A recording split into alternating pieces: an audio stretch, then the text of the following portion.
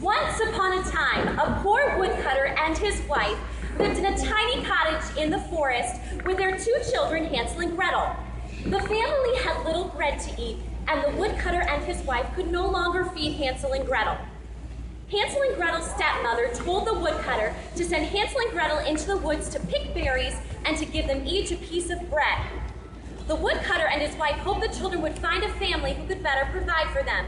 Hansel and Gretel heard their parents' plan, and they were very frightened. Oh, Hansel, I'm scared. Don't worry, Gretel. We will be pieces of bread along the path so we can find a way back home. So Hansel and Gretel dropped breadcrumbs along their path and picked berries as they were told. But behind Gretel's back, Hansel nibbled on the berries they gathered.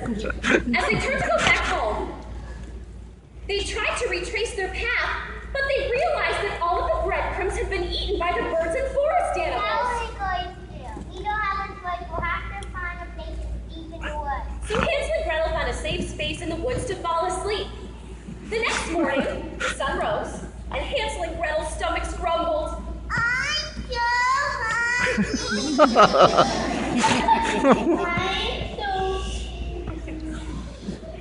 Well, we got all the berries. I ate them! Hansel, why would you do that? Now we have no food to eat. Well, let's look around and see what we can find. As Hansel and Gretel wandered around the forest, they came to a clearing where they came upon a strange house made out of gingerbread and covered with candy and sweets. I can't believe my eyes! This was you!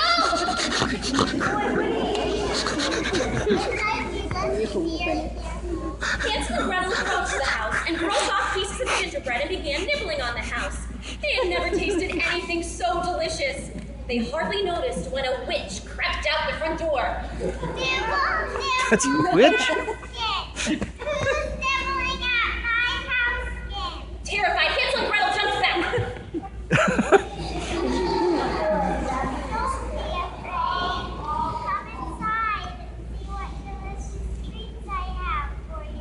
Hansel and Gretel timidly followed the witch inside. Just as they got through the door, the witch snatched Hansel. Put her in a cage!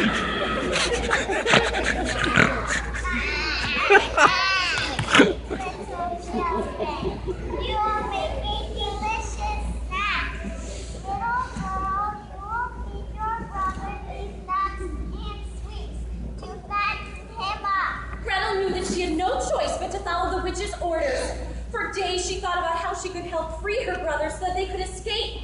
Finally, one day, the witch asked Gretel, Gretel, be here and fill up that pot with boiling water so we can cook your brother.